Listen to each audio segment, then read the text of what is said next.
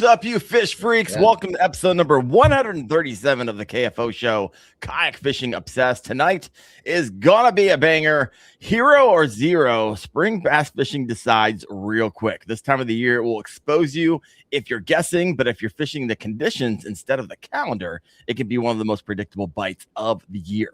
These fish are moving with purpose, and if you can line them up where they are in that cycle, you can absolutely jack some jaws. Tonight, we have Kylie Short, aka Bait Barbie Fishing, joining us, and she's been putting together on the water and breaking it down what's actually working right now. We're going to be talking about how to find them, what to throw, and the little adjustments that separate a tough day from a lights out day. And real quick, spring fishing can be no joke. Cold water, changing weather, it can be dangerous if you're not prepared. That is why one of the core things we teach at KFAST is KYL, K-Y-L, know your limits. It's one of the 9 lessons we teach how to properly assess and mitigate weather risk before you ever launch. So please, if you have not yet done so, head over to kfast.co and earn your certification today. Now, the question of the week, Wyatt, what am I going to ask? Still currently have a job.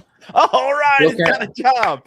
They are restructuring the company. They can't do anything right now. They can't do anything right now for a couple weeks. So, oh man, you reading tea leaves? I was thinking about this. I don't know what I was like doing. saving, just like skimming through every time now. That's amazing. The Lord's hands upon you, Wyatt. That's amazing. I was thinking, what if because Wyatt doesn't tell me this. I ask him kind of not to because I want to know in this moment while everyone else does. But I was thinking to myself, what if he told me he actually lost his job? I'm gonna feel real bad. I don't know. I was like, how would I even react on air if he's like, yeah, I lost my job? I'm like, oh, all right. You'll know because I'll just have like the crazy raccoon eyes, fishing every day, 24/7. Oh, I'll be doing this from the lake. So, oh wow. All right. Well, I have to set her back up. I feel bad for Kylie. She's in the green room. She's like, when are you guys gonna let me out of the green room? That answers right now. Kylie, welcome to the show. How you doing? Hey, good. How's it going? You know what? We're trying to have a good time over here. Wyatt, if you ever got a hold of one of Wyatt's jigs? I haven't. I've heard the lure. Yeah, I've heard, but no, I have not had the honor and privilege just yet. So I was like, hey, Wyatt, can you send me a few? And so he sent me like 15. And he's like, don't be overwhelmed by like how large these jigs are. I was like, all right, I got it. I get these things like, oh, okay. All right. So I take it out. I've gotten like 18, 20 and a half, all within like an hour and a half. I was like, all right, these are money. And then some pike took it. Piece of crap. So I was like, hey, Wyatt, I have a feeling I'm going to be moving through these pretty fast. Do you want me telling people about it, or like, do you feel like making jigs? We start talking about it. My address is 8-9, so you know exactly where to send them to. Come on. So I made some Florida special ones before. So there you go. You were making them when you were here for the Bassmaster kayak series event on Kissimmee Chain. Yep, I caught a couple fish in practice on it. So do you make them on the road, Wyatt? Yeah, I have a box of stuff that I'll make just whenever I feel like I need some more. How many people ask you for them? Can I ask you that question? Well, more now that we're talking about it, I'm sure. I mean, I've had a bunch of people ask me for them. There's only a few people that have gotten them. That get them. What's the magic of getting one? That's the question. When he's out of work, folks, he might start making some more of these. I don't know. We'll see. But they are pretty special, and they are very unique. Not a lot of jigs out there like them. All right, enough about that jig. We can circle back later. But Kylie, thank you so much for hopping on tonight. I've been watching you grow rapidly, so congratulations on that growth. But for people who may not know you, who is Kylie Short? Who is Bait Barbie Fishing? How did you get started in fishing? And I guess I'm gonna wrap 3 questions into one. You can just answer them all. When did you realize this was kind of like more than a hobby? Ooh, I feel like all of it happened very quickly. So it wasn't too far after I started that I realized I was in it. I'm definitely the type of person that has like little hyper fixations and hobbies that are really into it for like 2-3 weeks at a time. Mm-hmm. So I think when I started fishing and I was really into it, I expected that it would maybe be one of those, and it has definitely not been. It became something that I was just like going after every day. But No, I guess I'm a fairly self-taught angler, a late bloomer, if you will. I didn't get into the game of fishing until just a few years ago. So Okay. I moved back to Florida from Georgia, kind of like North Atlanta area. And Well, it's terrible fishing there. First, you spend 5 hours to get out of traffic, and then you get to your lake, and then you get 5 hours well, to get home. ironically, grew up right next to dugout bait and tackle, and like Oh, never experienced any of that. I was so like out of the loop. Lived on a pond, just wasn't really into it. So when I moved here, there was water everywhere. My dad likes to pond fish, so I hopped along with him on like a random Tuesday and clueless, just really learning how to cast again. Didn't know how to tie the knots. Nothing. Like as amateur as it can get. He might as well have had me at 6 years old out there with him. So caught a few bass though, and at that point, something about where I was in that place of life, I was just hooked, for lack of a better word. So next day, when are we going? Are we going again? Can we go again? All right. And then I'm watching every YouTube video that I can to learn, how to tie knots, what baits are working, that kind of thing, to where I think I fished every single day for a year, even if it was only 30 minutes that I had in the pond. But there's just an abundance of water here. So yeah, I started going live on TikTok, almost like a learn with me type thing with fishing, where I was just on my lunch break at work and would just fish for an hour and, kind of built up a little bit of a following. I'm taking advice from people that have been fishing in the game longer than me and trying new stuff in real time, and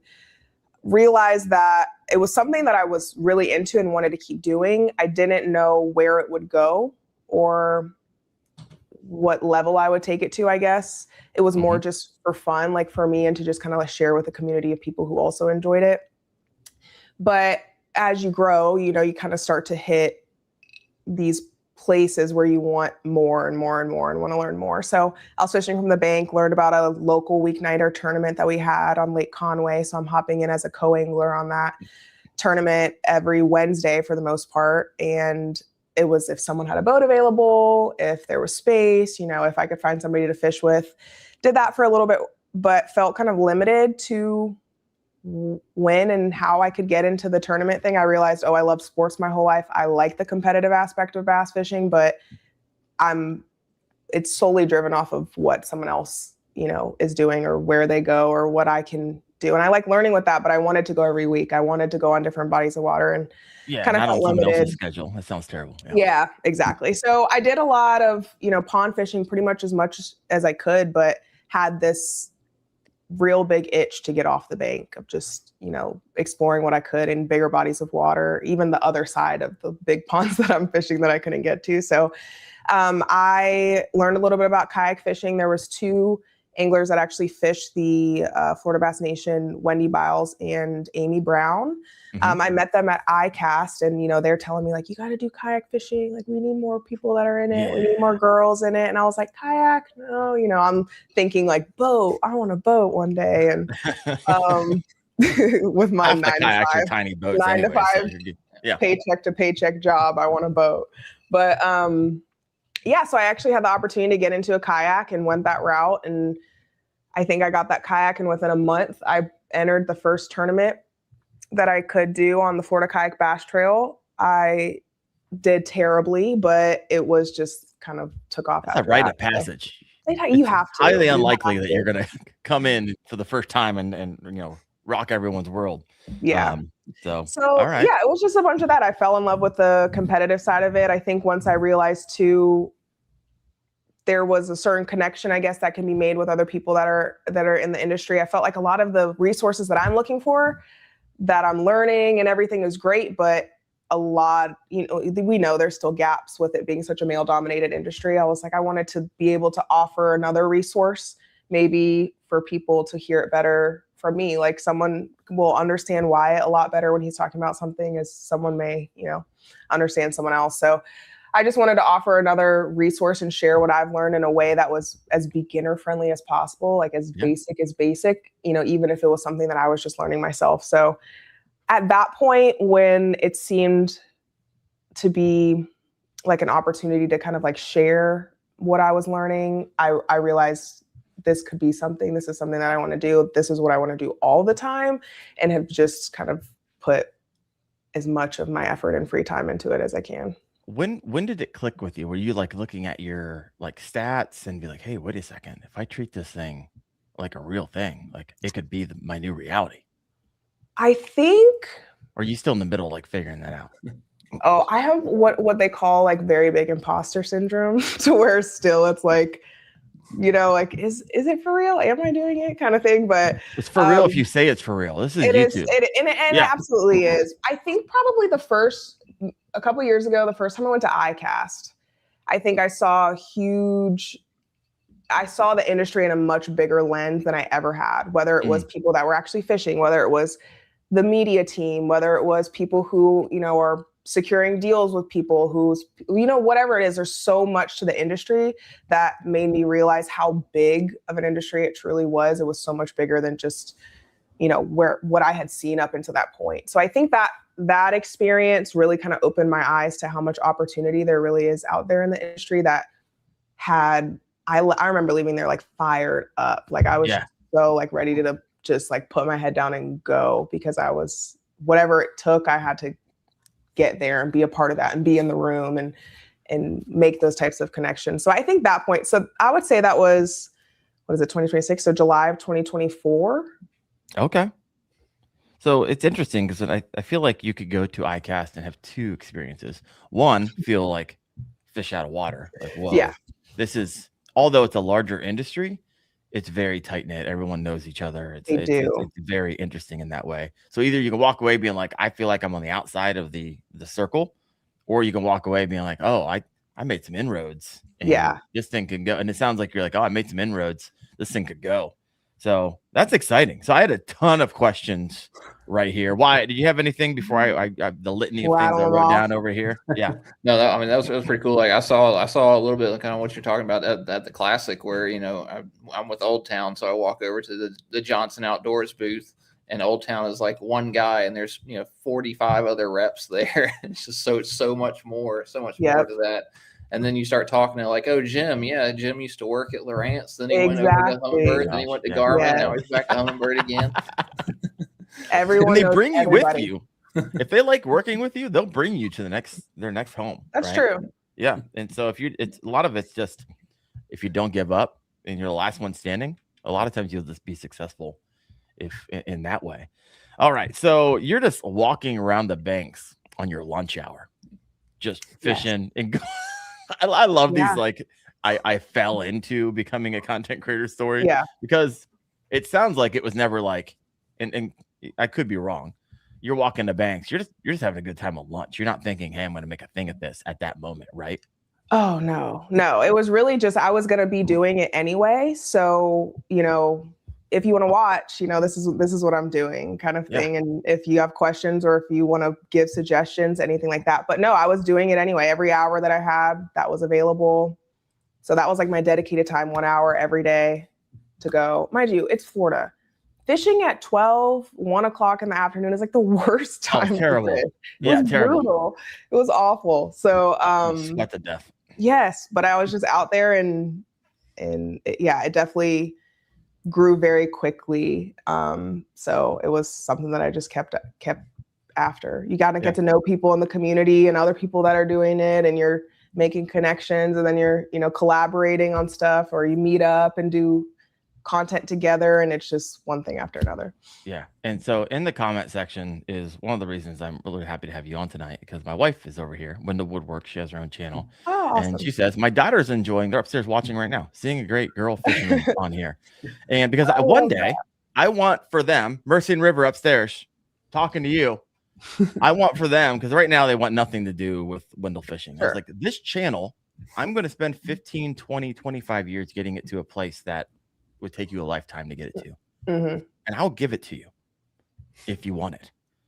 But they have yet to like show that interest. So it's my hope that one day they're on the work break and they go walk the shores. Yeah. And they fall in love with it. And then I can give it to them as kind of legacy piece. And they can, I can integrate them as Wendell fishing.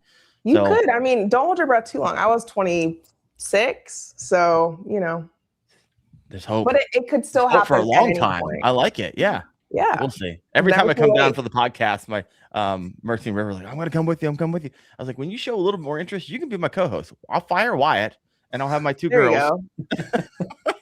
There you go. Oh, I love it. So we had a couple questions over here, and I'm not ignoring you guys. I see it. Fur fishing over here. What kayak do you have? We are the Kayak Fishing Obsessed podcast. What's your rig? What was your first one? Have you moved through a variety of them? Have you stayed in that first one that you've got? I believe you have a native, right? So I've noticed a lot of people who get into kayak fishing have this like initiation period of like, I fished in this beat up sun dolphin for XYZ years before I did that. I remember paddling around in my and I respect the heck out of it. I'm going to tell you right now, I did not have that experience. I got to skip a few levels and kind of start in a pretty good rig. So my first kayak was a native Titan X 12.5. Yeah, you didn't mess around. You're not. Yeah, I'm not so getting on I the still paddleboard. have that one. I still love that one. I also now have the Bonafide XTR 130. Ooh. And then the little 10-footer, like the native LTE. Yeah. Kayak. That one I've had up to that was like a drag and drop pond hop kayak. So, but yes, I have been loving the XTR. That has been like my first choice lately. Yeah, 100%. I'm picking up an XTR within 2 weeks, so I'll be joining you. I just got a new Canoe Unlimited Max this past great week. things. Yeah, I rigged it out with the Torpedo. I was ripping. I got a video coming out this upcoming Saturday where I go rig it out at the shop. Don't even take it home. Go straight to the water.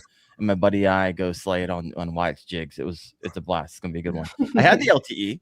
I bought it for content. Sure. I started in a Native Slayer Propel 10. That was one of my first kayaks. And then I found a Sun Dolphin Aruba 10 in the water one day. So I fish out of that sometimes. And I'd just be happy that you skipped all that. Because Sun Dolphin stories. That's all I hear is the Sun Dolphin. Yeah, I still have it. That thing's a throw and go. I mean, literally throw and go. I'll take it on my truck, swing it around 3 times, and then throw it in the water. You found it floating because the person who had it fell out of it. Yeah, the rest of their soul. Yeah, that's a whole long story. It's a good one. But yeah, be happy that you don't have to go through I fished the Sun Dolphin. Yeah, I got to skip the struggle period, so I'm grateful. Good for you. I love it. What's so you have 3. So you're I actually just and when I say just, I mean like a few days ago, Saturday, sold the LTE. Okay. See that I sold mine too. So I was like, you know what? Once you go, if you start in a small kayak, you're like, oh yeah, it's amazing. And then you move to like a 12, 13 foot kayak. You're like, oh, this is really amazing. And then when you go back to a 10-foot kayak, you're like, nah, hard pass. Yeah. Yeah. I had lent it to my dad's friend that he met fishing around here, was curious about kayaks. So I was like, try it, use it, see what you think about it.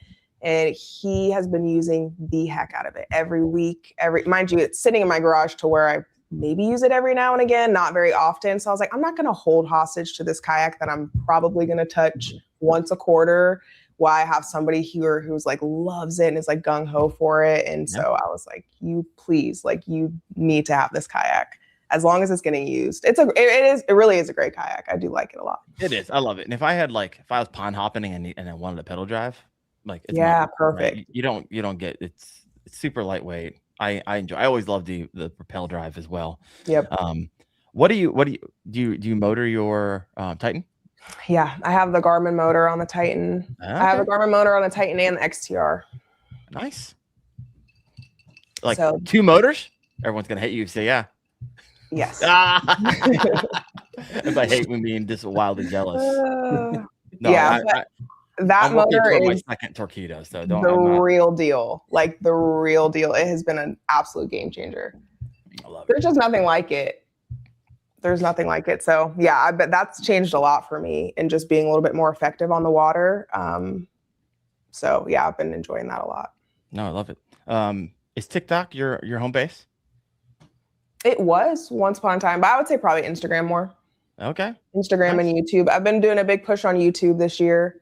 So trying to grow YouTube channel, more subscribers over there. So that's been going well. Well, I mean, if you want to make a go at this thing, and I share this from time to time, but as a professional fundraiser for 15 years, I've always had my team members ask me, hey, what should I work on today? I'm like, follow the money. That's where I want you to work on today. Where can you go spend to get, receive the most money? It's YouTube, folks. YouTube followed by Facebook in a lot of cases. And so if you want to make a go at this, and what YouTube makes you work for it. That's for dang sure. They do. It's not make you work for it, but it's great for long-term stuff. What, you mind if I ask you what you do for a living? Yeah, so I still have a full-time job. So I work in healthcare. I've worked in healthcare for many years. So I work in kind of like the more accounting side of it. So I'm a manager of a revenue cycle team. So I've got a team of 40 individuals that I work with every day. So yeah, they keep me busy for sure. So still gotta, I wouldn't have the chance to do an hour lunch break at this point anymore. Those days are long gone. But yeah, 40 employees sounds terrible. I'm not gonna lie to you. It keeps me busy. I will say I work remotely, so that allows for much more flexibility than I would have if I was going to the office every day. So yes, still working full time. We all know what that means. Still working. I used to have a lot of flexibility, and I know what I did with that extra flexibility. I have my 3 work screens and then a little personal laptop right over here too. So. Just over here every once in a while, doing a little quick edit. I know how that rolls. I know it runs. But hey, no one's asked any questions if you get your job done. So yeah, well, I don't think there's any chance my boss sees this, so we should be okay. Yeah, I hope not. Oh, geez. So co-angling experience. Yeah. Maybe for those of us who are just in kayak fishing, explain what co-angling is. And it sounds like it's like you're at the whim of whether or not someone has a spot open. Like, did you ever get like connected with someone who's like, oh yeah, every single time, or is that always a struggle? I did for a time period. There was someone I reached out in like my neighborhood Facebook group, and I was like, this is a long shot, but like, does anybody have a bass boat and fish and want to do this tournament? And he actually had like an online tackle shop. And so that actually got me connected with, you know, even some like rods and reels and stuff that I hadn't used up until that point. So yeah, there was someone I was fishing with like pretty much most weeks for a little while. But other than that, before and after that, it was just kind of like, who's got an open spot? Does anybody want an extra person on? But yes, this was a little bit more of a fun night tournament. It wasn't, the rules were not as locked down as like if you were fishing the BFLs and things like that. So, you know, I had good relationships to where I maybe contributed a little bit more to deciding where and what we were doing as far as a plan goes for the tournament. But fishing like the BFLs, for example, you're paired up with a boater, you go where they go, you fish from the back half of the boat. Yeah, you're like the redheaded stepchild of the boat. Like, I don't want you here, but since you have to be here, like, don't talk, go clean up. I will say, and I've heard people who have done it longer who have had more opportunities to have different types of experiences with different boaters. But when I did the year that I did the couple BFLs that I did, had great experiences. So very helpful, very, you know, willing to talk and share and net fish and, you know, that kind of thing. There was even some where kind of focused on open water areas. So I wasn't even at a disadvantage of kind of where I was casting and fishing. We're all fishing kind of the same water. So yeah, it's cool. You do get to meet cool people and learn. You know, I would take that as an opportunity if you're fishing as a co-angler to learn as much as you can from the people around. But yes, you are at the mercy of the boater of where they choose to go, and kind of have to adjust entirely to what plan they have in place. I've never done it before. Wyatt, have you ever done it? Yeah, I did it before I had a bass boat, and then after I sold my bass boat, I did the co-angler thing. I did pretty well at it for a while, and then I hopped back in after I sold my bass boat, and it was in the middle of the live scope world, and the very last one I did, I was sitting in 80 feet of water all day long. Oh yeah. While he was, I wouldn't even know what to do. I was like, yeah, you just stand there at that point. Yeah. Yeah, that sounds terrible. I don't think I knew that you owned a bass boat and then upgraded to a kayak. I never knew that. Yep. I like that you said upgraded. 100% all day. Everyone always tells me that. It's like, you guys think it's an upgrade to go to a boat. No, thank you. Yeah, I'll say a lot more maintenance, a lot more gas, a lot more headache, storage, trying to store it, trying to park it, trying to drive it all around the country. Kayak, so much easier, so much better. I'm not gonna lie. I mean, I'll get a boat and go fishing. I still don't know if I want to own one, primarily because I agree. It's so much more cost effective, and it's maybe that's where I'm at as a new budding full-time content creator. I was like, the idea of a boat and trying to carry that expense. I don't know, not right now. I feel like with the XCR is going to be like a tiny boat nation. It is like a boat. Yeah. It is. So I'm excited. And if you're whether or not they fish or not, but like your girls, if you can tandem seat it. Yeah, That same was thing with the new for me. Max. Like, like my son comes with me on the kayak and I'll throw the tandem seat on it. My dad's come with me on the kayak on the tandem seat. Like you can have whoever on there. It's so fun. Yeah, it's like 750-pound weight capacity on both the Unlimited Max and the XTR. It's like, my gosh, I can bring the whole family out. I took them out last year and this was a ton of fun, and like pulled them in a kayak, and they like were jumping off my kayak and swimming in the middle. Yeah. Like we need to do we that can't do again. that here, but I love that for you. And I just got an inflatable this past week, which I haven't talked about a lot. I got the Sea Eagle Fish Sup 1210, and I'm going to be fishing from that a lot. So that's going to be really interesting with that shallow draft. I can put a motor on it if I want to. Yeah. Definitely take the kids out and they can do backflips off that, because my goodness, it's going to be a lot of fun. All right. Yeah. What do we got over here? I got another question over here. I got a couple questions. We have, are you involved in Bassmaster Her? And then Classy Kayakers, like, she is a Bassmaster Her. What is that? And what does that mean? I mean, I kind of get it, but I'm not part of it. So walk me through. Yeah, so Bassmaster Her is like a program and initiative that was used to really kind of foster a little bit more to women and girls in the fishing community, and kind of create a community and like almost like a pathway for people to follow to get more girls in the sport, or to foster to girls and women that are already in the sport. So it was created just to be able to, like give advice and have teaching seminars for all experience levels, and just kind of bring people together with the same passion, same love for fishing, and has kind of just like expanded over time. So it started initially with Anastasia, Maggie Jo, and Christine as the three ambassadors for Bassmaster Her. I actually attended a Bassmaster Her event just as like a registered person that just signed up to go. I drove 9 hours to Alabama to go, and it was great. I feel like I learned a lot, but I was also, kind of getting in there and doing some things too, and realized that in any capacity, I just wanted to continue to be a part of it. So this year, though, they expanded, bringing on a fourth ambassador that, I'm very grateful to be a part of, and be, actually leading the initiative alongside the other girls that are a part of it too. So it's been great that we've got workshops that kind of follow the Elite Series event. So, it's anywhere from like 4 to 6 hours of teaching and hands-on stuff with casting and rigging, and, even trying to do some on the water experience and things like that. So it's been a very, very positive community and program. I think I've seen a lot of benefits from it. Well, it's working. My two girls upstairs are loving it, apparently. So this is exciting. They probably want nothing to do with what their dad says about fishing. I initially started the channel thinking, hey, I want to leave. My kids I might not be around forever, and I love fishing and I want to teach them. And they probably have no interest in hearing from dad, but they might want to learn from Kylie. So thank you for doing what you're doing. I would be happy to. Yeah, it's great. Like, we had a workshop, a small one, like it was a short one that we had at the Classic, where it really just kind of became almost like a panel style, just like sit and questionnaire type thing for about an hour and a half, 2 hours. We had almost 100 women and girls that were there, just like sitting in front of the stage, just completely gathered. And then, you have husbands and other people walking by that are just coming and listening and talking, and dads bringing their daughters and everything. So it's been really incredible to see, the impact. And I feel like I learned so much from people and their stories and what they bring, and what, it's been incredible. I'm a big fan of it.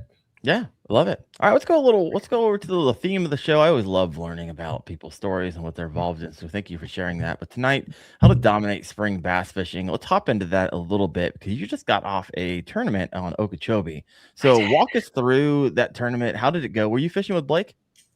No, I mean, Blake was in the tournament, but no, me and Blake were not in the same area of the lake. So I think I probably would have had a lot better day if I was fishing with Blake. Oh, I'm sorry, I interrupted you. I missed that last part. My bad. I said I would have had a much better day, I think, if I was fishing where Blake was fishing. But no, I think I ended up finishing 13th, I think, on Okachobee. I had a small limit, but nothing great. I've been on the lake twice.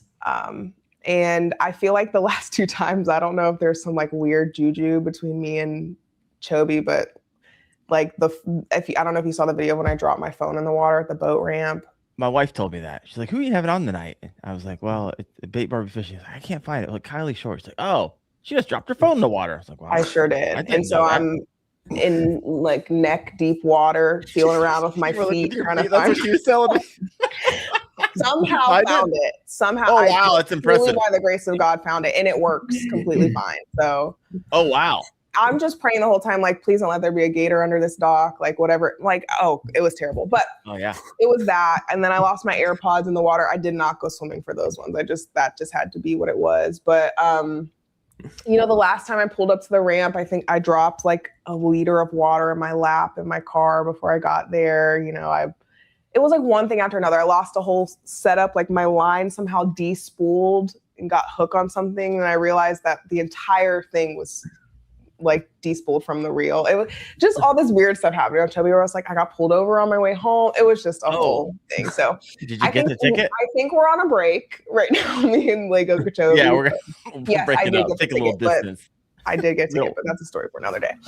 So I'm not a criminal, I promise. But yes, I did get a ticket. But no, Okachobee, terrible. The fish were there. The conditions less than ideal. It was so windy. So that was definitely a challenge for me and a lot of people there. Like the wind was brutal. I could show you a video where I'm just kind of like bouncing, like just constantly. Like, is it like 20, 25? Yeah, it was up there, like, and it was ripping. And I, of course, was on the side where wind was kind of blowing towards the beginning of the day. So it was a slower bite for me. What do you say? Plus like 200 boats out there. Yeah. So then it was also the same day as Roland's tournament. So there, you know, you've got 160 boats that are out there. So I think the ones who got to like some of the areas where there were no boats, because, you know, it was just so shallow. The lake's really shallow, but I know they were in some areas where they were a little bit more closed off to where they were, whereas I went to where it was definitely more populated and was able to get bites, just not the right ones. Just how many anglers were in that tournament? We had a small turnout for that one. There was 29. Okay. So it was a smaller one. I mean, it's not bad, but you know, we've been seeing like even like 55 and stuff in some of the events that we've had for Florida Bass Nation. So I think for Okachobee, for it to be such a staple lake in Florida, like I was expecting more, but I don't blame people for not wanting to fish in the types of conditions that we had on Saturday. Then you got people who like, they go out and pre-fish, and then if they don't like catch them, or the forecast the wind day, they still sign up, right? They get a lot of those last minutes. Wyatt, what's your experience on that lake? I've been out there a handful of times. I've never gotten like on them. I've caught a ton of fish though. I'd say Okeechobee is one of those, like, it's a super Florida staple where whenever you catch bigger fish, that is where the bigger fish, they literally move into that 50 yard stretch, and the 5 miles on either side of that 50-yard stretch, you're going to catch 12-incher, 12-incher, 12-incher, 12-incher. I mean, I've had really good times out there. I went out there just catching 40, 50 fish, and maybe one of them's over 3 pounds. Yeah, that was kind of how my day was. All the bites that I got was just kind of like punching in the heavy grass, but it is very area driven. So there's certain parts of the lake that are like on at certain times of the year. So there were definitely fish where I was, but same thing, just smaller ones. So after the tournament, everyone gets around and you talk to your friends, and the friends talk to friends. And so what do you think separated anglers who did well versus struggled, right? And if you could refish it, what would you do differently? It's so easy to say what you would do differently after a tournament, but you have more information typically afterwards too, that would change your decision making. As much as I would love to say I wish I went somewhere else, I didn't have any history, I guess, anywhere else. Like did not have the opportunity and have not been to a lot of different places on the lake. So I would have been taking the opportunity of going somewhere where I've had decent success, in the past, or even had caught a lot of fish in practice, or going somewhere blind. And I think in leading up to the tournament, I went, of course, where I knew there were fish, but now I wish I'd gone somewhere else. But I don't necessarily know that it was the wrong decision. I think it was just, it's more so having more experience on the lake. Like I just needed more time on the water to know where to go and how to figure out where they're at. I just didn't have that going to this one. Were you able to pre-fish at all, or you kind of like just came in the one day? So that one Saturday a week ago where I dropped my phone in the ramp, I was on the water for probably about 5-6 hours that day. That's tough. That was it. That's not a whole lot of time compared to a lot of your competitors. It's really not. No, it's about 3 hours south of me, and that's the thing. Like that's reality for me. Like I have to work. I have. I mean, the lake owes you now. Yeah. Oh yeah. Yeah. I almost didn't go after that. When I dropped my phone, I out of knee-jerk reaction, like reached in for it too to try and catch it, and PFD gets wet. Blew up. So many things, and I was just like, I feel like there's lots of signs pointing to don't go on the water. But there was a gentleman at the boat ramp, and he was like, "You got to go fishing. If you found your phone, that's such good luck. You're gonna go out there and catch a 10-pounder." And so I was like, you know what? I'm gonna go out there and catch a 10-pounder. I didn't, but I catch a lot of fish. I love it. So let's zoom out a little bit. And this is for Wyatt and Kylie. And if you have a question for Kylie or Wyatt, we are now into kind of the tactical spring fishing section of our podcast tonight. What defines like spring fishing to you? Because spring fishing to you might mean something completely different to me, because I am 10 hours north or 15 hours north of you, or wherever you live. So you're still waiting on spring fishing. I am literally, it snowed yesterday. Let's put it that way. And I'm fishing tomorrow. However, the morning's temps are below freezing, but I'm going to go out because they warm up to 60 by the end of the day. And so it's all pre-spawn. Maybe if you got a shallow lake, you might have some of the big girls. Some of the water temps are pushing 55 to 65. And so you might have some of the bigger girls starting to look, I see where my bed's going to be type of thing. But what does spring fishing mean to you? Go ahead, Wyatt. I mean, for me, it's a lot of like not paying as much attention to history and things like that. I learned that from, obviously the team series this past weekend, but I mean, like the fish are in a constant state of moving. They're moving by the day, they're moving by the week. So what I found yesterday is not going to be what's going to work tomorrow. And it's a lot of like trying to put yourself in front of the fish, going out there and catching a couple bucks and being like, I know that I've caught, 5 fish for 60 inches out here today, but tomorrow is probably, what the conditions are looking like for the next couple days. Is that going to be conducive for the rest of the fish to pull up? So it's a lot more looking than going out there and fishing. It's, I'm looking for where the fish are going to be a lot more than the rest of the year, where, you're trying to locate in the summertime, you're trying to locate where the fish are sitting at that time. They're offshore. In the wintertime, it's the same thing. Spring is you're trying to get ahead of them and hope that they come to you that day or that week. So I've always thought of it as you're fishing the in-between, right? So they're moving out of their deep holes where they've been hanging out a lot of times all winter, and they're making their way, right, the in-between along their these underwater highways to their spawning grounds. And so that's a lot of area, and potentially in some lakes about all their staging areas to get there. And they're constantly on the move. That's why spring fishing can seem so wildly inconsistent at times. Mm-hmm. Right. And like you said, Wyatt, you could be like on them yesterday. I'm going to go back tomorrow. And you're like freaking ghost town. And so what are you looking for, Kylie, on a new body of water? Let's say you were forced to fish a body of water tomorrow. What's breaking down in your mind? How you'd break down? Where would you start first? Yeah, I think for me, I mean, Florida, I feel like you kind of almost have to approach fishing different than most places. And when we're talking like spring bass fishing, like our spawning window, like is just like repeating like for a while, like they're going to keep doing the same thing. So finding exactly where they are in that cycle may vary, and the conditions like almost reset it every time. But I think for me in the spring and right now is just finding good grass is really important and fishing around there, but tighter vegetation, I'm definitely going to find, hopefully, some of the bigger bites in there. But it's just more of a matter of finding, whether it's variety of different styles of like pencil reeds and stuff where they're coming in with like Kissimmee grass, and finding where you do have a variety of vegetation is always good for me. Fishing on different points, if you can find, little depressions and flatter areas of the water. So I'll try to do my best to, read some of the maps and stuff that I can prior to get onto, to see what looks promising prior to getting there. But then after that, it's just trying to cover as much water and see what types of vegetation look like it's going to produce the most.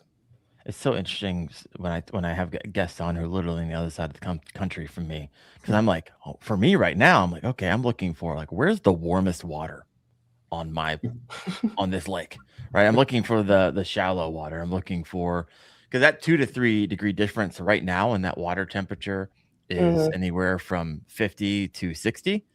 Like that could be the difference between a bass like completely being shut off to them kind of turning on around 52, 53 degrees. And then it gets even better if I can find warmer water. So I'm literally a lot of times just scanning the lake and looking at those maps. You're like, okay, where's those shallow flats that they're heading towards?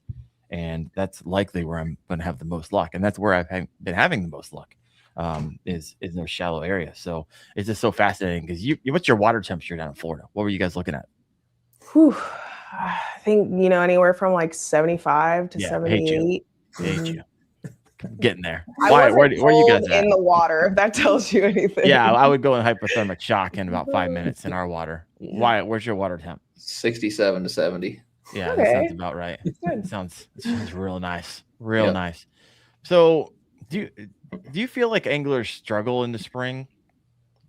Do you feel like, what are the biggest seasonal transitions that a lot of anglers miss during this time? Because I hear it in the comment section a lot. Like, I've been skunked the last 4 times, Wendell. What in the world am I doing? What am I doing wrong? And so, Wyatt, Kylie, any of you guys want to take that? Yeah, Wyatt, I'll let you go. So, I mean, I feel like, I mean, if it was me going out fishing this time of year, like the first thing I'm going to do is go up and look, just polarized sunglasses on and look for bedding fish.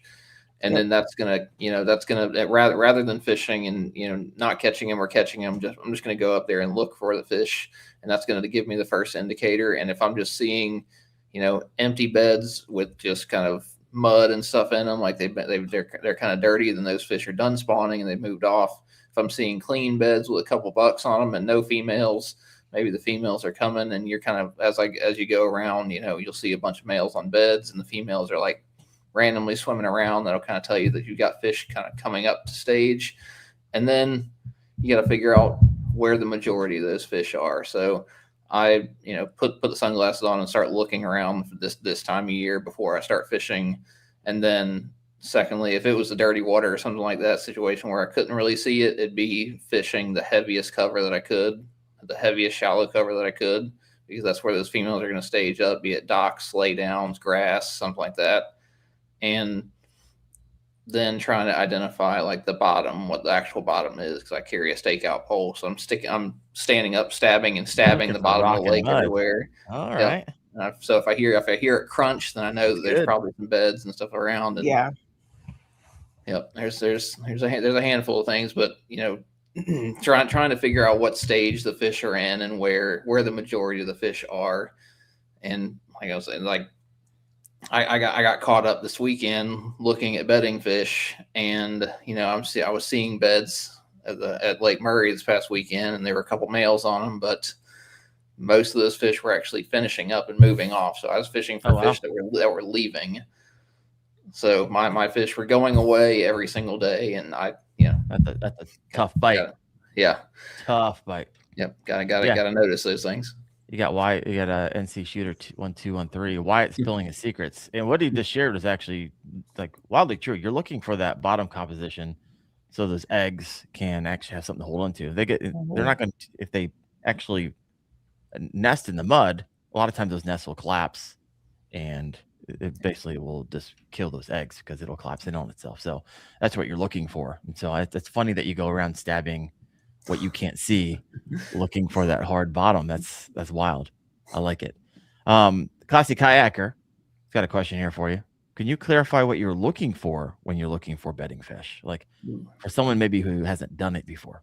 That's a lot. It's generally like at Lake Murray, I was looking for shells because you like the white shells of clams, they get covered up really quickly with mud and things like that. Just like silt will fall into the cup of the clam, and just if there was nothing there, but wherever you can see a whole bunch of clam shells, that means that something was sitting there fanning those clams out. And that was the easiest identifier. But a lot of times it's a little stick, it's a stump, it's something that they can get some some piece of hard cover that they can get next to and fan out of bed. So dock posts were pretty heavy, individual little sticks, all kinds of stuff. They're not large. They're really not. No. I mean, you're looking for something like you'll see a little over a basketball size. Yeah. If you're looking at just a uniform bank and all of a sudden there's one little dark spot or light spot or just something different there, that's usually what a bed is. And a lot of times I'm looking for the fish to swim off as well. Like you'll see the fish because your eyes will react to movement. So if you're just looking, all of a sudden you see something shoot off, like that's what you're looking for. Yeah. I was down on Gunnersville with Hoover and they were bedding. I was like, oh, there's a male and a female. Female wanted nothing to do with our bait at all. And then I had to leave, and Chad was doing some videos where it was like, oh, they were right in the middle of grass. There was a little hole, and like there was like a donkey, like a 9-pounder, and then a male was also on it. And he caught the male twice, couldn't get the female to bite. I was like, that's fascinating, really fascinating. Kylie, how about you? Any tricks of the trade? You're like, oh yeah, bedding fish, how you identify them is a little different with composition down there in Florida. Yeah, I mean, I think the same thing. Like you can see a lot, especially because shallow here is like, I'm like very shallow. Like I don't think I left more than 2 foot of water pretty much the entire time. So you can see a lot. I think too, especially someone who's learning here. And I know Kayla, like classic kayaker, so I know she's not here, but in general, like it can be confusing too when you have other types of bedding fish that are there as well. So like you're surrounded by tilapia beds and things like that. And it can be really easy to mistake what those beds are looking like versus like bass bedding. And, but yeah, I think just, using what you can see as much as possible is always an advantage. You can see so much happening under the water, especially in the real shallow area. So it can be a telltale sign of what's going on. So when it comes to your optics for both of you, like what's your favorite? Like I've had the opportunity because companies send them from time to time. I've ran through probably 4 or 5 different companies. Do you guys have a favorite, or do you have like when I was starting out, you're like, it's my favorite because it's the cheapest and type of thing? I really only have experience like with Hobie eyewear. So I never really branched out beyond that just because I never really felt a need to, because I was, I guess, getting the job done with the Hobie eyewear. So I am a fan of those. I like that they float because I have lost many a pair of sunglasses. Sounds like you're losing a lot of stuff off the side of your boat, Kylie. It's a trend. They make stuff for that. You know that, right? Yeah, I may leave stuff behind and forget. Yeah, it's pretty on brand actually. So, but no, I've had good experience with Hobie eyewear. That works well. will kind of switch the lens color depending on certain things, or like they still have some that work really well in overcast, and so I have my favorites from like a lens standpoint color wise, but I really haven't branched out to many different brands outside of that. Yeah, I like Hobies. I wear them as well. I like their low lights, their yellow ones. Yes, the Sightmaster Plus. Yeah, that's the best. Because I live in Ohio and it's never really sunny, so I actually need some more light. So in those low light conditions, I just wear them all day because freaking Ohio. Wyatt, how about you, brother? So I'm a Costa guy. The glass Costas. I had a bunch of pairs at one point in time. I had Oakleys and Costas and Maui's or something like that. And I took them all to the lake, and I just stood there on the side of the lake, like putting different pairs on. And not surprising at all. Yeah, and which I could see the best into the water with the glass Costas. So I always rolled with those. And I have blue for bright sun and green for kind of generic conditions. So Wyatt's not messing around. Do you win those with all the tournaments? You just win them, or you actually went out and got them, or do you get a discount from where you paid mostly retail for them? Ooh, that sounds a little painful. All right, so back to the tactical and spring bass fishing. I mean, a lot of people talk about northern banks because of the sun being on the most, and then you got the back of creeks, which are always usually a telltale where people like to go first, and you got protected areas, also a place people like to target. How do you prioritize? There's a lot of places these bass could be. So how do you identify, I guess the question, like staging versus spawning? And so, I mean, I know how I'd answer this, but I'm asking the question for those you're like, I know what, spring has been a struggle for me. How about we go with Wyatt again? We're kind of going back and forth. Is that okay, Kylie? Fine. You just answer. We'll go to Wyatt. We'll go to Kylie. This is Toggle fun back today. and forth. Yeah. So I mean, the like how the fish are built. First off, like how they're built is that's a pretty good telltale sign for me. Like if I'm catching fish that are super fat, not sight fishing, but if I'm just catching fish that are super fat, those are pre-spawn females. And then catching the long skinny fish with a chewed up tail, that's telling you that they're bedding. And then big like really big thing with me for springtime is how far into the creek am I catching the fish? Yep. Because if I've got a creek arm that's half a mile long and I go 200 or 300 yards in and stop catching fish, and then I go to the next creek arm and I go 200 or 300 yards in and I stop catching fish, that tells me where the fish are, and you can actually go each creek arm and you would only fish the first 200 yards, go to the next one, only fish the first 200 yards, go to the next one.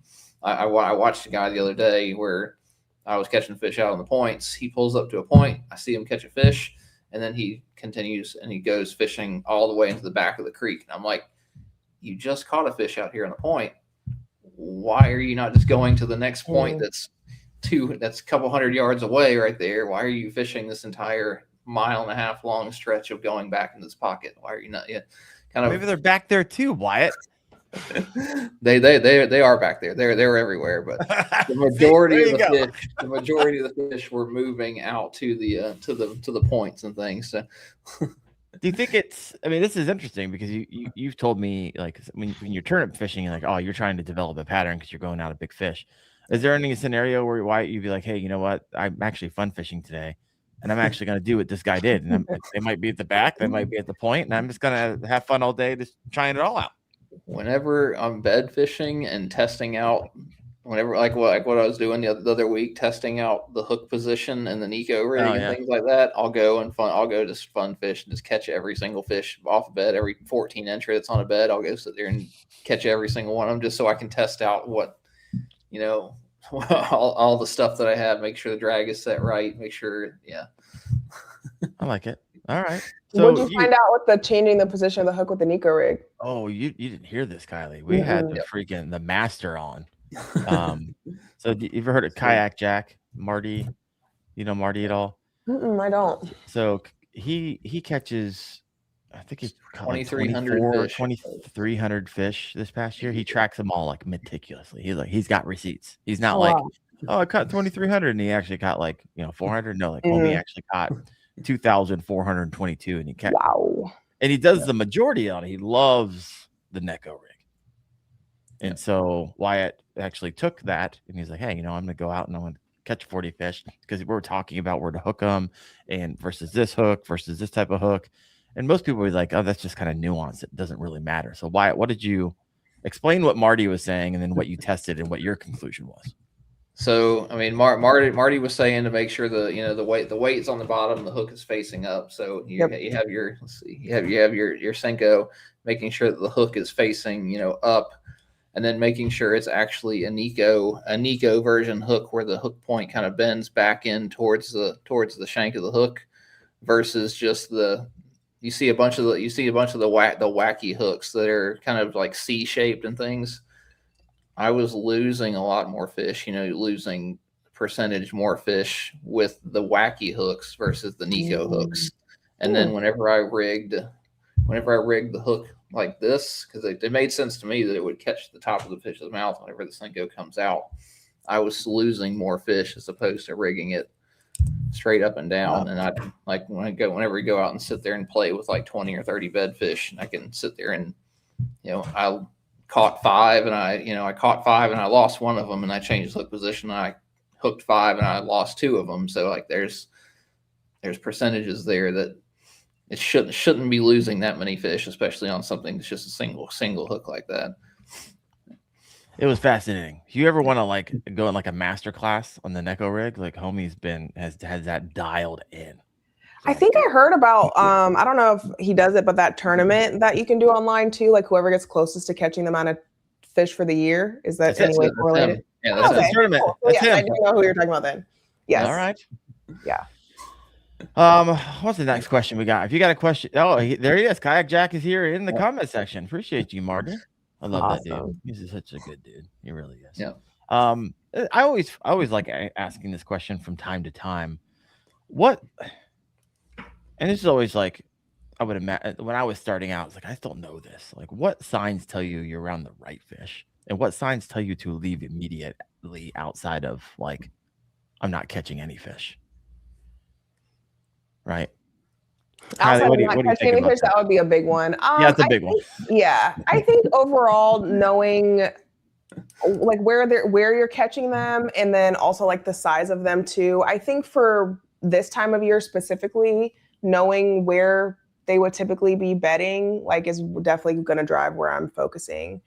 Looking at the bottom, like, so even if it's like, if you are pitching into the reeds, like if you're pulling out gunk with some and not with others, like you're going to change where you're fishing in that aspect too. So I think it's probably more driven off of like the conditions of the area rather than, of course, the fish that you're catching, but more so the actual conditions of the area that I'm in rather than the types of fish, because you can be catching a variety of sizes of fish and there can still be bigger ones that are in there. And then you have some areas where you just have teeny boppers, as I like to call them. So bass fishing is so just fascinating to me. Like I'm 137 episodes in, probably have 200 hours talking about this stupid little animal with a little pea brain. I freaking love it. I freaking love it. We can just talk forever about it. Kylie, if you didn't have your full-time job and you had the ability to go out and fish the spring anytime you wanted, is there a particular time of day where you'd be like, nope, skip the morning, do the afternoon, or skip the afternoon, do the morning, or do the evening? Like, and any breakdown of why you would make that decision? I think always like the morning bite is typically a very, very good window. Like, so it's quick and it's brief, but like if you can get on a good morning bite first thing in the morning, then I always am going to want to be there for that bite. Like if I miss that morning bite, I'm usually kicking myself in some shape or form. Outside of that, a late afternoon bite is going to be the one that I'm going for the most. And if I still had to pick two, it would probably pick one of the two, would probably be the late afternoon bite. I like it. Wyatt? We're going to kind of move up the country here. Wyatt, what would you say? Same. There's a lot of times in the summer where I'm not even going to get out on the lake till 10, 11 o'clock. Just, let the offshore fish set up and things like that. Yeah, I think right now in Ohio, it's more like I don't want to freeze at 27 degrees in the morning, and I want the water actually to warm up a bit, right? Even if it's just a few degrees, and so I'll wait till the afternoon bite at this particular time of the year in spring in Ohio. So it's wild how all of our answers are different based off of where we live, based off the different water temperatures, based off of the metabolism of these fish and what they're doing, and so this is why it's very interesting whenever you specifically listen to content creators on YouTube and paying attention to where they live, because what they're sharing their insights from is literally what they're doing at that time. And what Kylie's doing is going to be wildly different than what I'm doing. And so that's some of the stuff is, can be taught and applied at any time of the year. And some things are very hyper specific to that water temperature and where the fish are at in that spawning stage. And so it's interesting. And it's really key to notice that and know where your favorite content creators and whoever it is that you learn from, where they're at, and find a few, right? Because right now you can take what Wyatt and Kylie's saying and you'd be like, oh, that's my 3 week and 6 week out. And so I can start prepping for kind of what they're doing and start, staging in your brain how you're going to be strategizing for the next month or two. And so this is good stuff. All right. So if you guys have a question, go ahead and throw that in the comment section. 71 live right now. If you haven't done so, hit that live button. I don't ask this very often, but we do rip this and put it on the podcast, your favorite podcast, and Spotify and Apple and on Google and all those things. And so if you haven't gone over there and wrote a review, I would highly appreciate that. When it comes to wind, Kylie, Wind versus no wind. What do you prefer? Why? How important is that to you? Because this is interesting. We had a gentleman on. Was that last week, Wyatt? With the app, the Bass. Yeah, that was Bass AI last week. And I've actually started seeing some people who listen to that. Download the app. You could upload all of your past fish, and then since it's time stamped, it coalesces the wind and the water temperature and all that stuff, and it'll actually tell you and start keeping track of, hey, you caught 150 bass between when the wind was 9 to 10 miles an hour. You caught 42 bass when it was 5 to 6 miles an hour, and you can start breaking down like, oh, this is interesting. Oh, the barometric pressure that I caught 175 fish was between this, and only 22 fish was between this and this. And so, have you noticed anything when it comes to your personal fishing where you're like, oh yeah, when the wind is kind of like right here is when I just tend to nail them? I haven't, but I will say, like, I typically am going for like more protected areas if I can. But I will say, like, on Lake Okachobee this past weekend, significantly windier than I would typically be fishing in, where I was. And it didn't really change the bite very much as far as where the fish were and what was working and the types of like reactions that I was getting from different baits. So I don't know that there's necessarily like a sweet spot with wind that I found that I prefer or not, but I typically, in most instances, in most bodies of water, I'm going more away from it. Like I feel like I do best when I go into, if I can find like a canal or fish around something that's just like uber protected from the wind for the most part. You like less wind. All right. I like less wind in most instances, but which kind of contradicts the style of fishing that I like, because I typically prefer to be fishing, more moving baits and things like that. So I typically perform best, I guess, in situations with less wind. No, I like it. And let me know in the comment section, you guys are listening in live. Do you like wind, no wind? Oh, I was going to ask you, Wyatt. Ooh, he's got the data. Yeah, give us the numbers. So, Wyatt, really quick, how many fish, before you spit out these numbers, how many fish did you upload into this app? From last Tuesday, I've put 39 on there. I think there's 7 or 8 that I haven't uploaded yet, though. Okay, so you did. The app allows you to go back in time and do it as well, but you just started doing it since we had him on till now. Yep. All right. So I'm curious, read through kind of the data that you're getting so far from that. So right now I've got like stable barometric pressure is the blue. And then let's see, weather conditions are a little bit of everywhere. Sunny, looks like mostly sunny, partly sunny is over half of it. And then wind speed is very windy. Let's see. Oh, nope. Yeah, we can't see it because your back's so turn around. Read it to us. 2 to 4. Okay. There you go. Yeah. But you're still early on. That's not enough data to actually draw a real conclusion. Once I get 2,000 on there, then we'll. Well, does it allow you to see other data? Let's see. From the masses? All Bass Thumb data. Let's see. I think crash the server right quick. Yeah. Warky, to get the question, what app is this? This is a Bass Thumbs AI. We had him on last week or the week beforehand. Right now, it is a free app, right? It won't be free forever. And if you want to learn more about it, listen to that podcast. But you can go in and just upload your fish as like you were if you're going to send 5 photos to somebody, like select, and it'll start coalescing all this data for you. And so it's going to be interesting. So I'm looking forward to Wyatt doing this. I'm not doing it. I don't have enough time to do all the things I'm doing and that right now, but Wyatt, does it show all data? It is trying to pull it. It's not pulling it though. Okay, it might take a while. We'll come back. We'll come back to that. Yeah. All right. So, Kylie, here's a question for you. Yeah.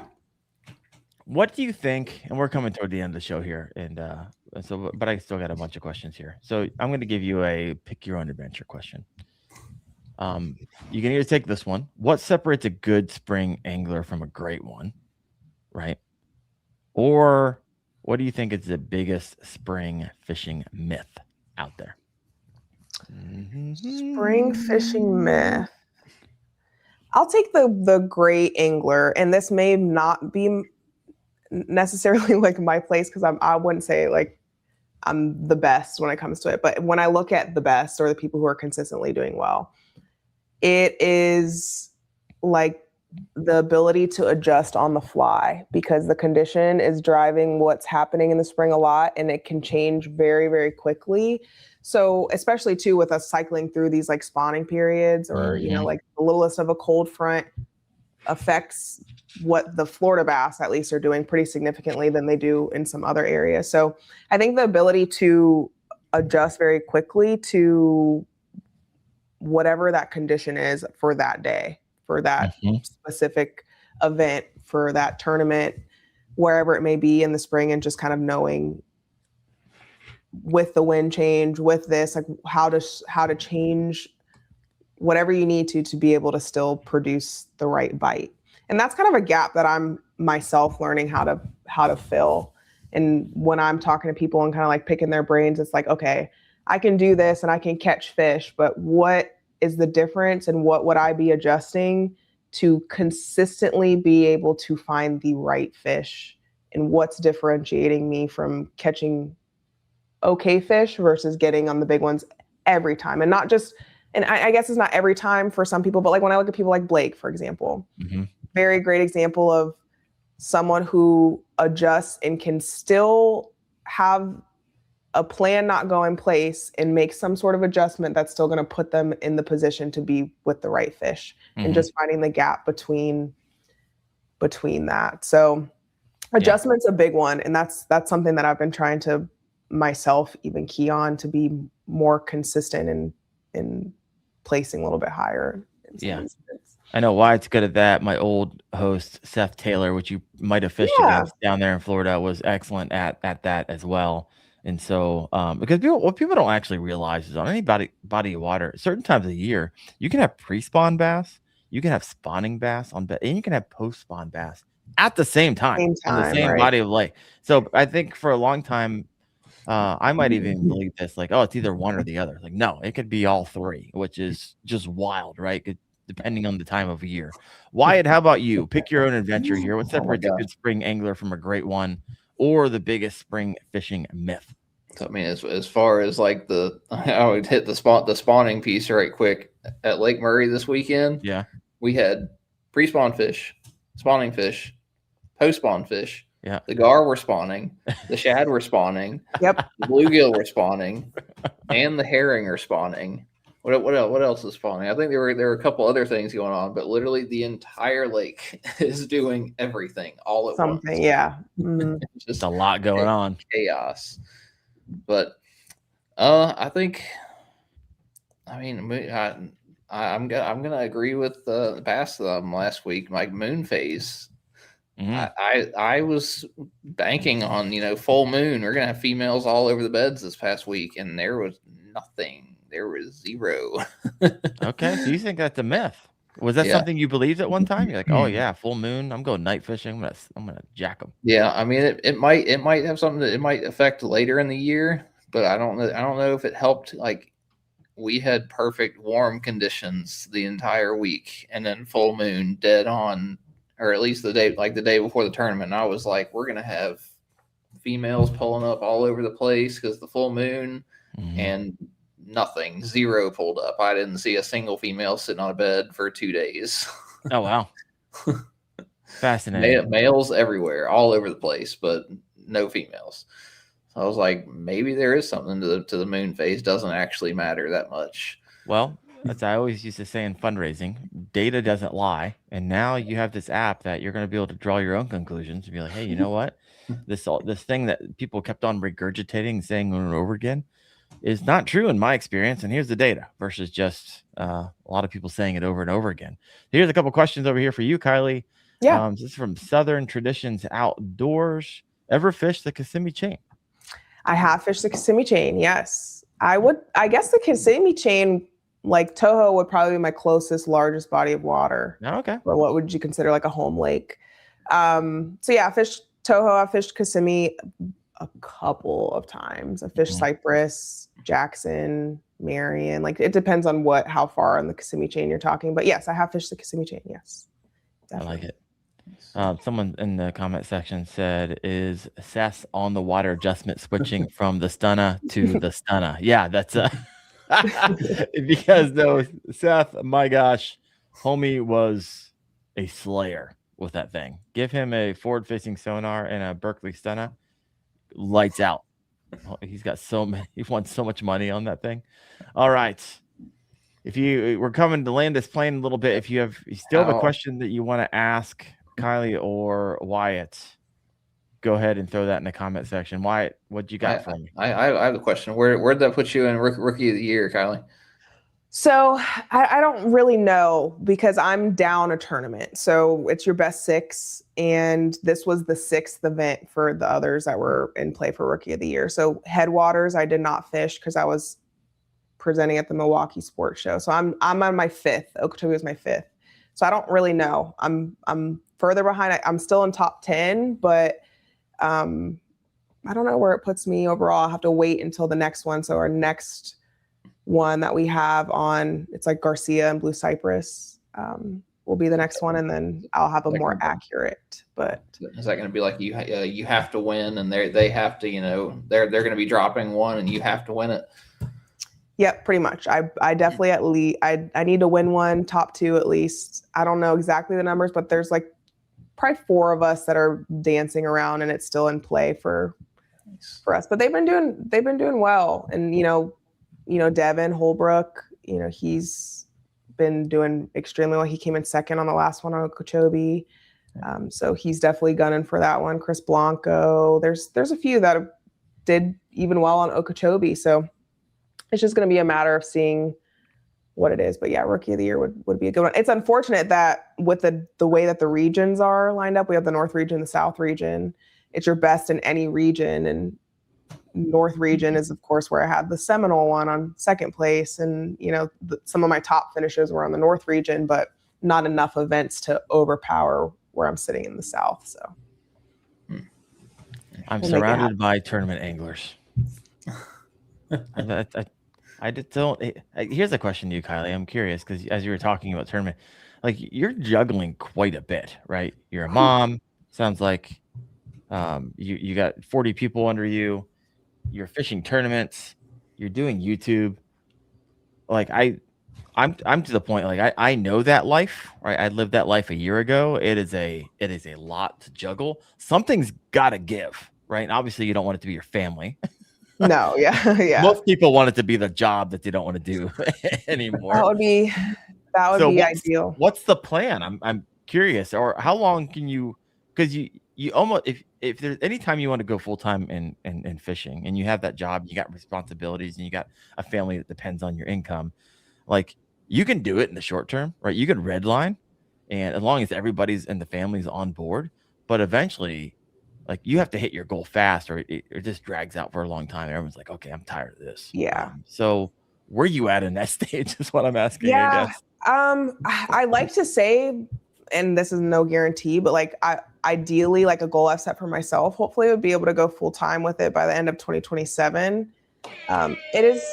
So that's out there. Let's hold me to that. Hopefully, you just said it. It's out there. Yeah. I think things have happened at a very accelerated pace for me, and I acknowledge that, and I am hoping to keep on that kind of path to get to a point to where I can. I feel like I could do so much more if I just had more time to do it. Where I'm at right 100%. Now, truthfully, and trying to juggle everything is not sustainable. Like it is late nights and early mornings, and this was something that we talked about at the Bassmaster workshop because somebody asked me about that, about like juggling motherhood and trying to pursue your own dreams, but you also have, all of these responsibilities and things, and how do you do it well, and how do you balance it all? And I was very honest in saying I don't do it well. If I'm doing well in one area of my life, I'm probably not in another.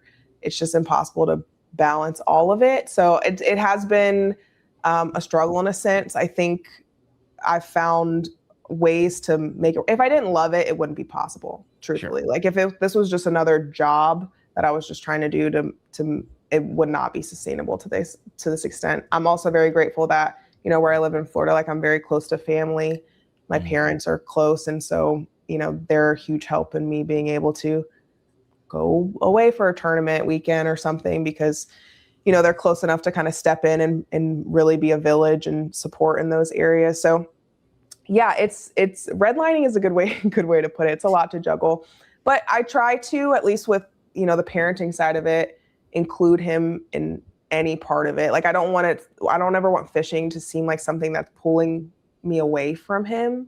Yeah. I don't want him to have this weird feeling about fishing, and like fishing took my mom from like my time and attention. Mm-hmm. You know, not that he'd ever say that or express that, but just in where I can include him in pond fishing and being on the kayak and coming to the classic and coming to board check-in for the tournaments and things like that, to where he kind of gets to be a part of it and knows it and loves it to whatever capacity that he wants to. And that certainly helped too, to kind of just make it a win and an experience for both of us. Yeah. But yes, outside of that, with work and everything, it is a lot of late nights and early mornings and sacrificing time. But I tell myself it won't be forever. So. Well, it won't, and it can't, right? 100%. So I'm going to hold you to it, and I'm going to celebrate with you. We'll get you on the show whenever you go full time. We'll celebrate this all together. I will be ready. Yes. Heck, freaking yeah! That day was the best decision I ever made of my professional career. Is when I said goodbye. In fact, I just did a video on it, and if you haven't seen that video, if you guys are listening in, check out that video. It kind of shares the story of 365 days into a full-time content creator career, what that really looked like.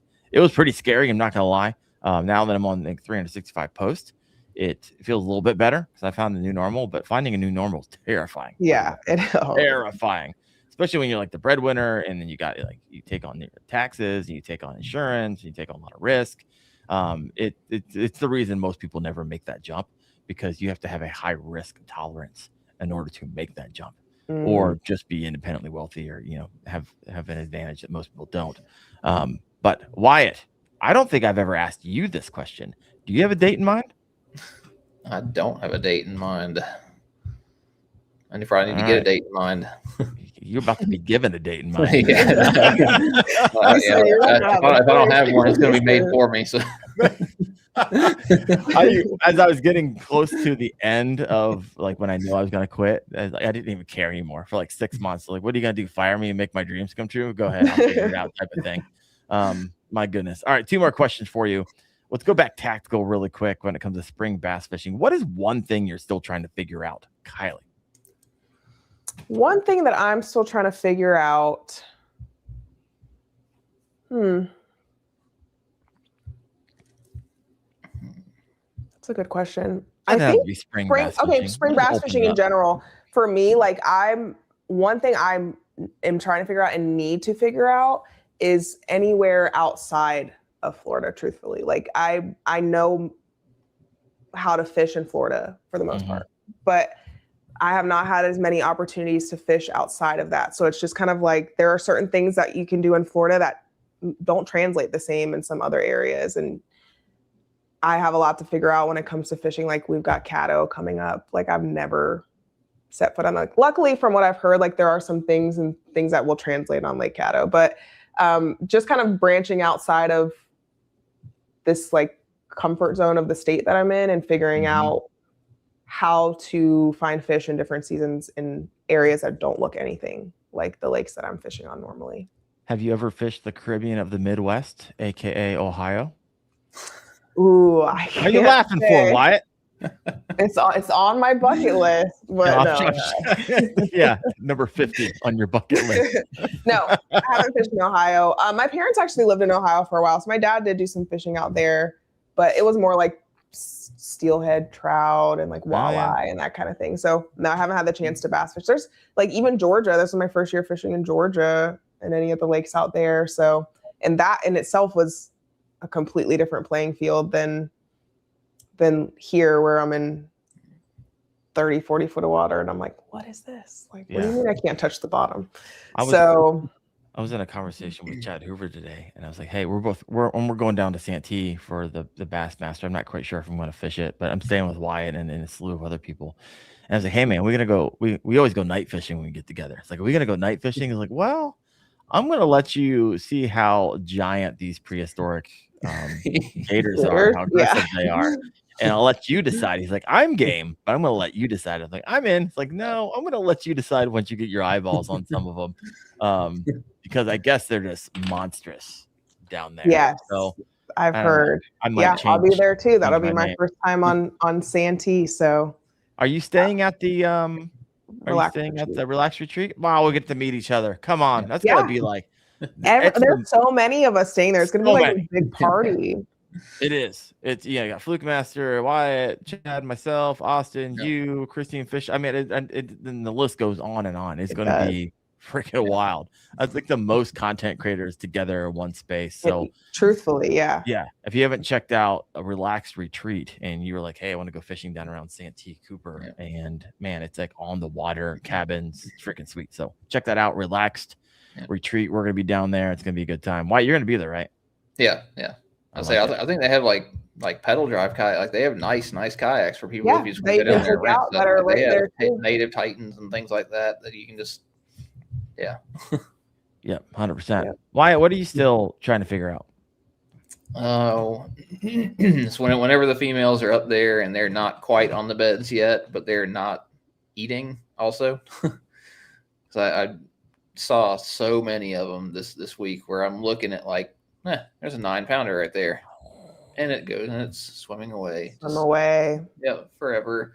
And then I go up to a dock and there's like 10 fish sitting underneath the dock just staring at me, just like, you didn't throw me your jig? I'm like, yeah. Like I was looking at like a 21, 22 sitting under dock, and its fin is out of the water, just sitting there, just doing this underneath the dock. And I leave it, and I come back later, and I skip the Senko up to it, and the Senko just goes boop, right off his face. I'm just like, the Mike Long in me starts to come out, where I start putting a white feather on the treble hook, and I'm like, snag that mother. Oh my gosh, there's some guy in a ghillie seat up on the hill, like videoing you with a long range camera too. My gosh. Yeah. Oh, that made me chuckle. That was a good one. Thank you for that. Appreciate that. All right, last comments of the night, and we'll wrap up the show. It's been a fun one. Kylie, if you can give one piece of advice to help someone like increase their game, up their game with spring fishing or fishing in general, what would it be? What's that one thing for you? You're like, oh, when I did this, it really exponentially, not like a little bit, like a tweak here to a lure, but maybe it was like an electronics or side scan or maybe an app that you're using. Is there something that comes to mind? For me, it's honestly like technique, and one that I really had to hone in on this spring specifically was like being very, very accurate and precise with like flipping. So anything within like flipping and pencil reads, like that was something I was kind of forced to be put in a position to learn and learn well. It has been a game changer in being more effective for me. So I guess just figuring out what style and technique works in the time of year for where you're at, and getting good at it. Like if it's outside of your comfort zone, like get it in your comfort zone, because you're going to need to be able to be effective. More so too, even if it's not just about where you're casting, but how, like placement, like even just getting that most gentle of a land, you know, is going to be the difference in getting a bite between that and kind of just like casting in the general vicinity. So I was really honing in on technique in that aspect, and that's been big for me this spring. Yeah, I like it. Wyatt, anything new for you in 2026? You're like, hey, this is kind of an unconfidence thing. I know it catches donkeys, and so you're like, oh yeah, I'm gonna dial this in. Yeah, jig fishing, never something I need to work on. I'm about to work on that. I love jig fishing. It's caught my biggest fish, but now with the plume is what I'm gonna call it. I'm about to tear them up in Ohio. Yeah, is there a name for the jigs? Like, no? No, nothing officially yet. Just big giant jig. It's special. It really is. And I was talking to Wyatt. I was like, "Why you gonna do that? You gonna sell these? How much you gonna sell them for? Like, and be careful. Like, you start doing this, and you end up like that's all you're doing is tying jigs. You're like, this is annoying really fast. So you need to think of this before it takes off, because as long as I don't lose to them, that's all right. Oh, that'd be the worst. Yeah.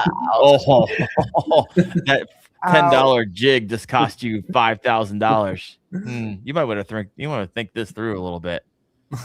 Yeah, I'm definitely gonna. I know personally, I'm gonna be throwing the jig a whole lot more. Wyatt's jig, to be completely honest with you, I'm not really interested in others at the moment. Anyone else's? No, I'm really not. It's so unique and it's such a large profile. I was like, okay, this should elicit larger bites from the bigger girls here in Ohio. So I mean, 20s here in Ohio is like Big. that's a solid fish, right? 18 solid, 20 is great, 22 is monsters.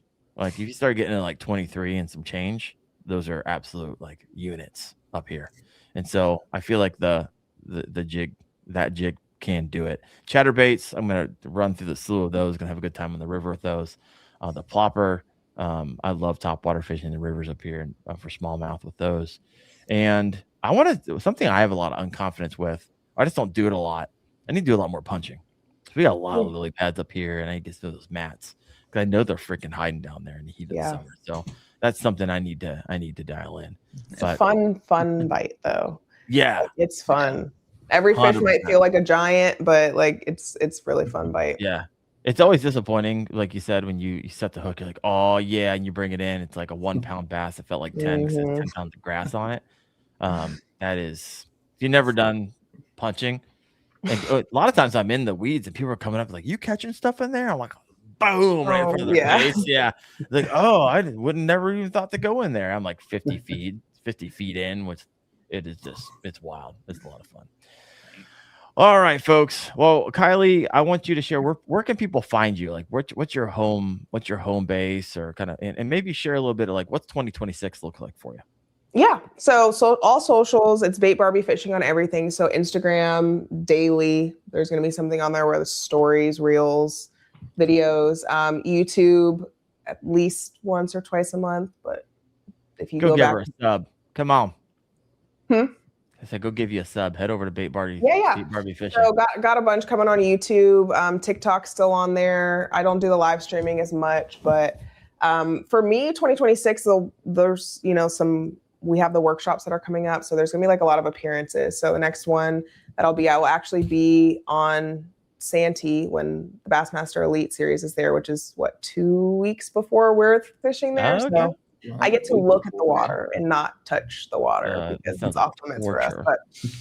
But yeah, so I'll be there. So yeah, just kind of being out and around in workshops and seminars. And if you're local to Florida, there's, some fun Fish for Fun events that I volunteer with FWC with. So we've got like Senior Fish for Fun, where we get like senior citizens out fishing, a few weeks a month, and kids tournaments and things like that. But following the tournament trail, so Florida Kayak Bash Trail, Florida Bass Nation, Bassmaster Kayak Series, all of that. I post all those updates and tournaments, on YouTube too, so you can kind of see the wins and the not wins on there as well. So yeah, really just a big push in long form content and branching out into not just tournaments, but like educational and lifestyle and just kind of like overview of everything when it comes to this wonderful and crazy life of mine. Heck yeah. Well, thank you so much for hopping on. Thank you for what you do. I look forward to, like I said earlier, celebrating with you when you go to full time, and it'll go by fast. It'll end of 2027 will be here. Oh, I feel like my 2026 is like already mapped out. Like 2026 is almost over at this point because it's already completely like full. So yeah, hopefully 2027 I'll blink and I'll be right there. There you go. And Wyatt, we want to hear a timeline for you by the next show. I'm going to ask you, one, if you still have a job, and two, if you have a date where you're like, hey, this is the deadline. We're going to make it happen. Next show is going to be from Caddo. I'll be in Texas next week. Yeah, when are you going? When are you going to Caddo? What day? Probably leaving Sunday, possibly Monday morning. Sunday night, possibly Monday morning. I might just drive it straight Monday into Monday night, or. How far is the drive for you? About 15 hours. Oh gosh. Me too. 14 for me. So brutal. You drive it by yourself, Wyatt? Yeah. You're an animal. Do you just like listen to podcasts and stuff? What do you do for 15 hours in a car? It's listen to podcasts, listen to watch Bassmaster. I'll put Bassmaster Live on because it's like 6 hours. So That's not dangerous at all. Yeah, no. He just listens. He just listens. Just- Oh, yeah, I'm not He doesn't watching it. watch. Yeah, 100%. Just the podcast. Just the audio. We'll go check Kylie out. Bait Barbie Fishing. I know I hit the sub button and follow button on Facebook and stuff today. So appreciate what you're doing, Kylie. Next week we have Thad Moody on. Thad is a water biologist, aquaologist, whatever you call him. I don't know. One of those guys who understands. Aquaologist. Yeah, I know. Yeah, I made that's that up. I'm gonna go with aquaologist. I like it. Yeah, run with that one. I run it with it. We're gonna take a little scientific look into it. It should be a good one. The following week we don't have a podcast because I'm gonna be down fishing and doing a 4-day trip, so I'm gonna be out of pocket. But we will see you next Tuesday night, 8:30 p.m. Eastern, on the Kayak Fishing Obsessed podcast. Thank you, Kylie. Thank you, Wyatt. Thank you all for listening in. You guys have a good one. Bye, guys.